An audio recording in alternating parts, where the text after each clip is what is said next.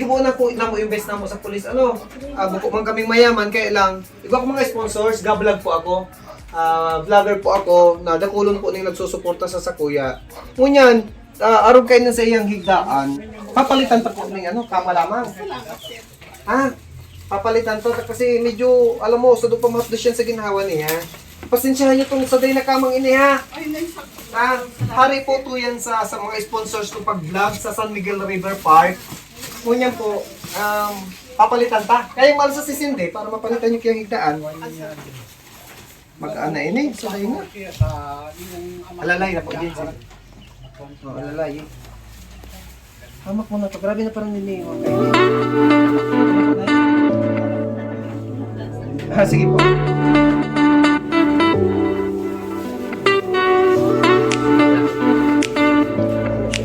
Tapos Nay, susuportahan ko na hanggang kaya ko ning nakita nila yung sitwasyon ni Cindy. Ay talagang ako na pala nito. Yung tuhod niya talagang ganito ang steady na. Paano nagkunin niya dyan? Maliit pa siya. Opo. Pero may isang gauntan. Opo. Tapos bigla pagkaon ko si Asa. Baso na lang yung ganyan. Kumusta po yung pagkaon ni Cindy? Okay mo. Nakakaon pa siya ng maluto? Oo, kaya lang dapat may sabaw. May sabaw. So ang kaipuhan mo is blender.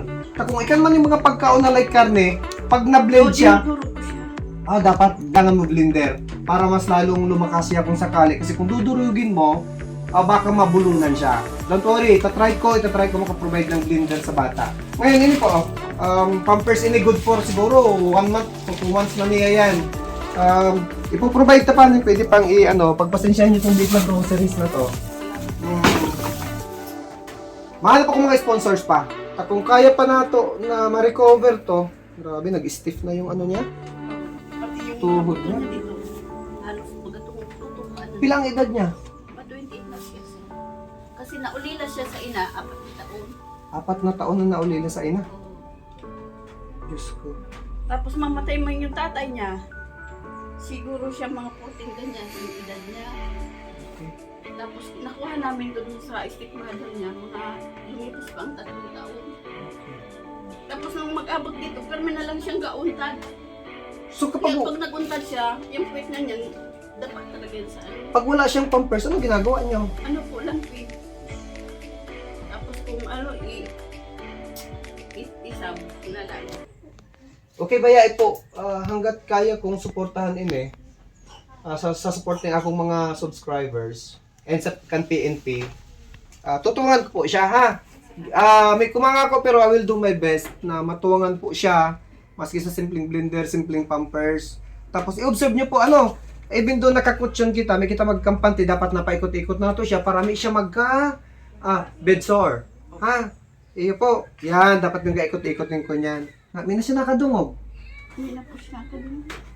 Sa mga kasama natin from RHU Biga. May dati kong kasama sa RHU nung ma-assign tayo sa RHU Biga. Sila Ate Bells, tsaka yung isang magandang assign dito. Bali po kayo nanay yung lola niya. Hindi po, pamangkin ko siya. Tita, bali pamangkin mo na po siya. Wala naman po talaga ibang mag-aalaga sa kanya dahil ako lang ang pwedeng mag-alaga sa kanya. So bali ikaw po nag-aalaga. Si ikaw ate yung nag-post nito na. Pangalan mo to? Cherry, ubog ni Gaite. Oh yun, si Cherry Abog ni siya yung nag-post nito. Kaya nakita siya ng Regional Medical and Dental Unit 5. Nakita natin. Ito yung sitwasyon ni Cherry, medyo hindi na siya makalakad. Hindi na rin siya makatayo. And hindi na rin po siya masyadong makakain ng mga matitigas na pagkain. So, ang kailangan niya is blender. Kung makaprovide tayo ng blender yung ipoprovide natin sa kanya. Si tita niya po yung nag-aalaga dito. And gusto po namin magpasalamat dun sa mga sponsors natin dito sa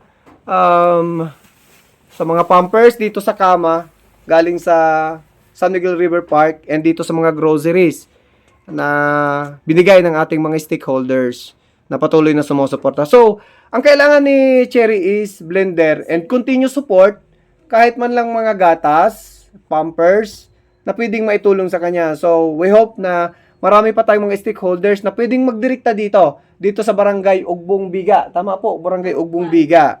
Madali naman siyang hanapin, itatanong lang sa mga barangay health worker or sa barangay officials. So, medyo nakakaawa po yung sitwasyon niya. So, itatry natin yung best natin na matulungan ng through our vlogs, through the community, our subscribers, and the PNP. So, siguro, magkaisa na lang tayo para i-guide, para tulungan ang nasabing bata. Ayan yung maganda nating Ay, may ka mag...